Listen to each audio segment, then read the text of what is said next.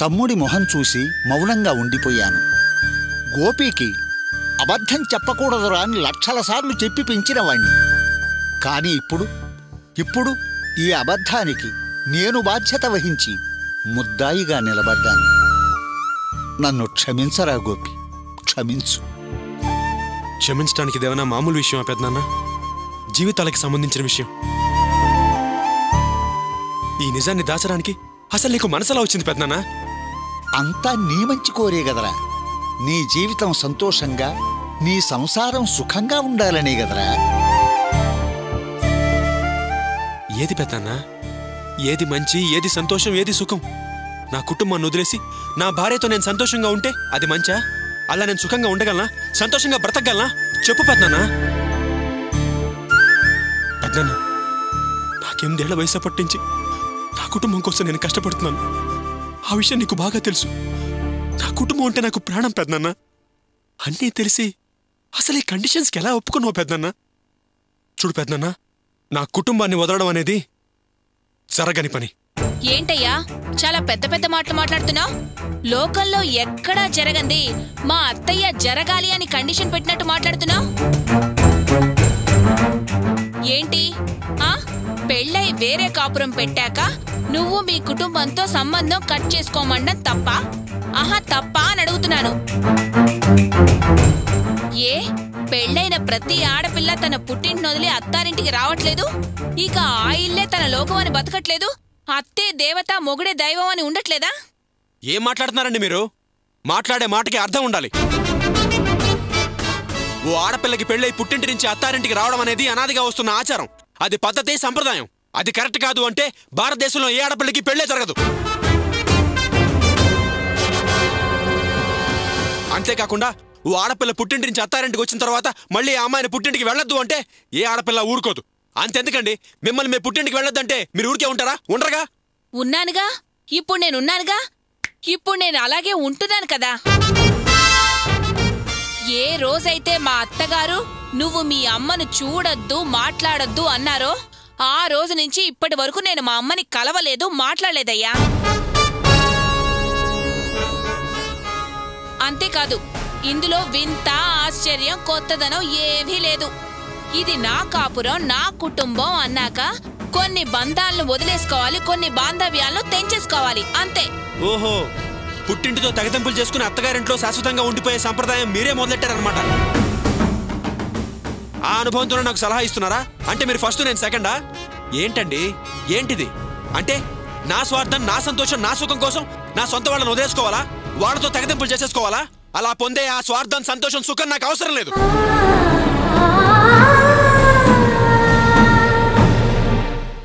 ఏంటండి, ఇందాక మీరేమన్నారు? ఇదేనా మీ కుటుంబానికి ఉండే లక్షణం అని అడిగారు కదూ?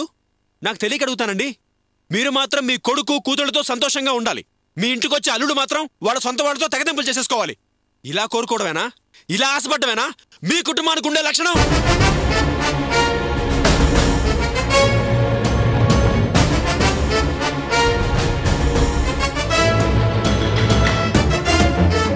అర్చన, వీళ్ళెవరేమన్నా నాకు బాధ లేదు. ఎందుకంటే నేను వాళ్ళని పట్టించుకోను. కానీ నీకు తెలుసు, మా అమ్మ, నాన్న, చెల్లి, తమ్ముడు అంటే నాకెంత ఇష్టమో నీకు తెలుసు. వాళ్ళంటే నాకెంత ప్రాణమో నీకు తెలుసు. నువ్వు నాతో పాటే కలిసి మా ఇంట్లో ఉన్నావు. అన్నీ తెలిసిన దానివి నేను విడిగా కాపురం పెడతానని ఎలా అనుకున్నావు అర్చన? చూడు, నా కుటుంబం అంటే నాకు ప్రాణం. నేను అక్కడి నుంచి బయటకు వస్తే సమయం రావాలి తప్ప బ్రతికుండగా రాను.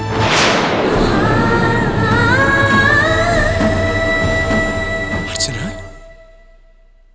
నువ్వు నేను మా అమ్మ నాన్నల్ని వదిలేసి విడికాపురం పెట్టాలని ఆలోచించావా? ఓహో, నీలో నిజంగా ఇంత సంస్కారం ఉందనుకోలేదు అర్చన.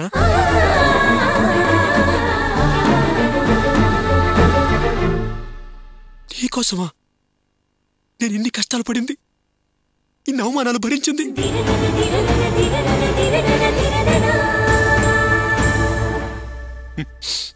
మీ అమ్మ నేను మొగాన్నే కాదంది, మెడపట్టుకుని బయటికి గంటేసింది.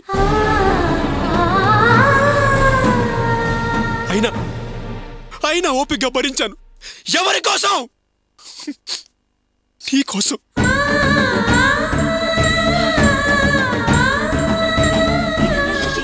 కానీ నువ్వు ఇలా చేస్తావని నేను కల్లో కూడా అనుకోలేదు అర్చన.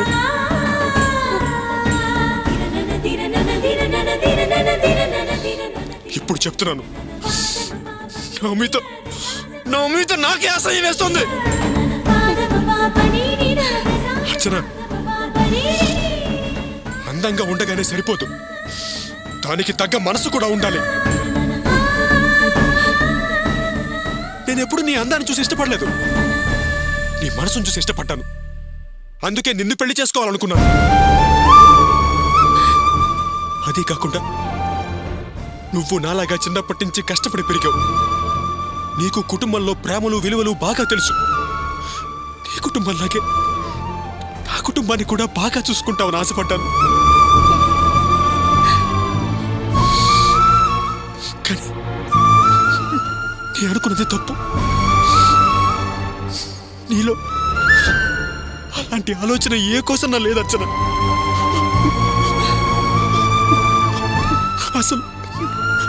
అసలు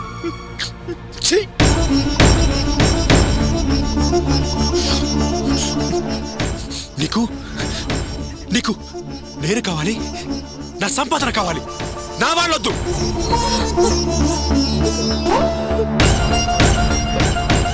నీ ప్రేమని పంచావు, కానీ నా ప్రేమ కావాలి.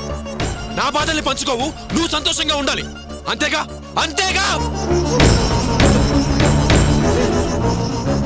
అర్చన, చెప్పమ్మా, చెప్పు. ఒక ఆడపిల్లకి పెళ్లి చేసి అత్తారింటికి పంపించేది తన మొగుడుతో కలిసి సంతోషంగా కాపురం చేయడానికే కాని కొండంత కుటుంబాన్ని నెత్తిని పెట్టుకుని బండ చక్రి చేయడానికి కాదని చెప్పవే. కన్నీళ్లు మింగుతూ కాపురం చేయడానికి కాదని చెప్పవే. చెప్పు. నువ్వు నీ కుటుంబాన్ని వదులుకుని వస్తేనే నీతో కాపురం చేసేదని ఖరాఖండిగా చెప్పు. ఏంటి అది చెప్పేది? నేను చెప్తాను, మీరు అందరూ వినండి. ఏ రోజైతే దాని మనసులో నన్ను నా కుటుంబం నుంచి వేరు చేసి వేరే కాపురం పెట్టాలని చూసిందో ఆ రోజే నా దృష్టిలో చచ్చిపోయింది.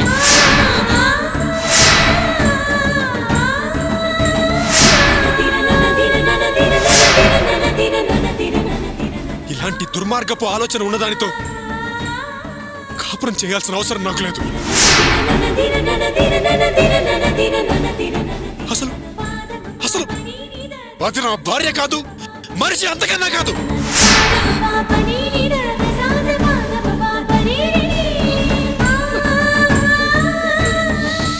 నేను మనిషిని ప్రేమించలేదు, మనసుని ప్రేమించాను. రే గోపి, ఏంట్రా మాటలు? అంతంత మాటలా అనేది? మాట్లాడద్దు, దయచేసి మాట్లాడద్దు పెదరన్న. నేను నిర్ణయం తీసుకున్నాను. నన్ను నా కుటుంబం నుంచి వేరు చేయాలని చూసింది అది నా భార్య కాదు.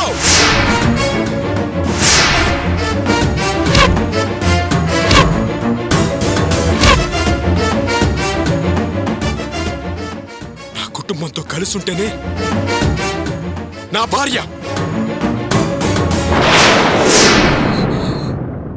తీసుకెళ్ళిపోండి. అల్లుడు గారు చూడండి, నేను పని మీద బయటికి వెళ్తున్నాను. నేను ఇంటికి వచ్చేసరికి మీ కుటుంబానికి సంబంధించిన ఎవరూ ఇంట్లో ఉండడానికి వీల్లేదు. అర్థమైందా? లేదా ఆ తర్వాత ఏం చేస్తానో నాకే తెలీదు. ప్లీజ్ కాస్త నేను చెప్పేది వినండి. మా అమ్మ సంగతి మీకు తెలియదు కాదు. ప్లీజ్ అన్నీ మర్చిపోండి. ఎలా మర్చిపోతాను? నీ అత్తగారి కోసం నీ నాన్నని అమ్మని చెల్లెలని వదిలేమంటే వదిలేస్తావా? ఇది కూడా అంతే.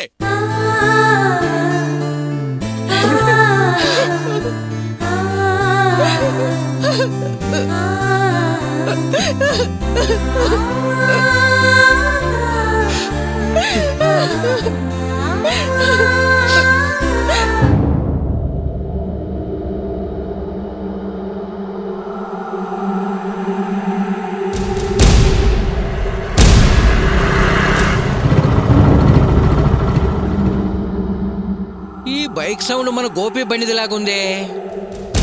ఈ వేళప్పుడు వీడెక్కడికి ఎందుకు వస్తున్నాడు?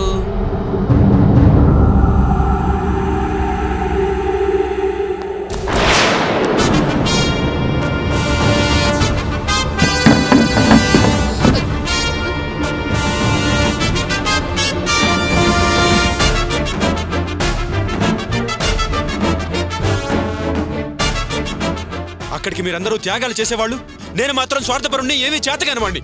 అందుకే నన్ను అక్కడ వదిలేసి వచ్చేశాను. నేను లేకుండా మీరందరూ సంతోషంగా ఉండగలరా? లేకపోతే మీరు లేకుండా నేను సంతోషంగా ఉండగలనా? ఉండలేము. కానీ నేను మీకు అక్కర్లేదు. నన్ను వేరేగా ఉంచాలని, దూరంగా ఉంచాలని మీరు నిశ్చయించుకున్నారు. అది కాదురా గో. మాట్లాడద్దు నాన్న. ఏదో ఒక కారణం ఒకళ్ళ మీద ఒకళ్ళు వేసుకుని మీరు ఎందుకు ఇలా చేస్తున్నారో నాకు అర్థమైంది, బాగా అర్థమైంది. మాట్లాడద్దని చెప్పాను. ఎవరు మాట్లాడద్దు. ఏనన్నా ఇన్ని రోజులు నేను సంపాదిస్తుంటే మీరందరూ తిన్నారు. అంతా అలాగే ఉంటుంది. నా సంపాదన మీరు తీసుకోవచ్చు, జస్ట్ నేను అర్చన మాత్రం వేరే కాపురం పెడితే సరిపోతుంది అని చెప్పారు. కానీ అది నిజం కాదు. మా అత్తగారు పెట్టిన కండిషన్ నాకు ముందే తెలుసుంటే అసలు నేను దీనికి ఒప్పుకునేవాడినే కాదు. ఒప్పుకునేవాడినే కాదు. ఏమా, ఎన్నిసార్లమ్మా మనం ఎన్నిసార్లు ఈ విషయం గురించి ఇంట్లో మాట్లాడుకోలేదు? ఒక్కసారైనా నాతో ఆ కండిషన్ గురించి నువ్వు చెప్పావా? చెప్పలేదు. నువ్వే కాదు, ఎవరు నాకు చెప్పలేదు. వాసు, రే, నీ గవర్నమెంట్ జాబ్ కోసం నేను ఎన్ని కష్టాలు పడ్డానో నీకు తెలుసు కదరా. అలాంటి నన్ను దూరంగా ఉంచడానికి నువ్వు ఒప్పుకున్నావు కదా.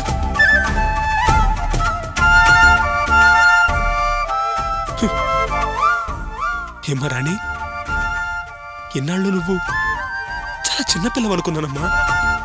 నువ్వింత ప్రతిదాని అయిపోయావని నిజంగా నాకు తెలీదు. ఆ నిర్ణయానికి వీళ్ళందరినీ ఒప్పించింది నువ్వేట కదా. ఏమ్మా, ఇంతకాలం నీకు బాధ్యతలు గుర్తుకు రాలేదా? ఇప్పుడు నేను అర్చన వేరే కాపురం పెడుతున్నాం కాబట్టి నీకు బాధ్యతలు గుర్తొచ్చాయి, అంతేగా? నాకు తెలుసు. ఇప్పుడు మీరందరూ కష్టపడి సంపాదిస్తారు, మీ జీవితాలు మీరు బ్రతికేస్తారు. ఎందుకంటే మీకు నేనక్కర్లేదు, నా సంపాదన అక్కర్లేదు, నా డబ్బు అక్కర్లేదు, నా ప్రేమ అక్కర్లేదు. ఎందుకో చెప్పనా? నేను మీకు అవసరం లేదు.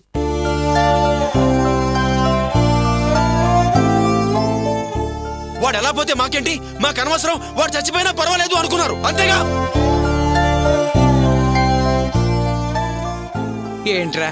ఏంట్రా గోపి ఆ మాటలు? ఏం చేసినా నీ మంచి కోసమే కదరా. చాలే ఆపనా. నీ మంచి కోసం అని చెప్పి నన్ను వేరు చేయాలని చూశారు. అది చాలా. అమ్మా, అర్చన ఎప్పుడు నా జీవితంలోకి వచ్చింది? నిన్నగాక మొన్నొచ్చింది. కానీ నా చెల్లి, అమ్మ, తమ్ముడు, నాన్న నాకు ప్రాణం. మీరు లేకుండా నేను బ్రతకలేను.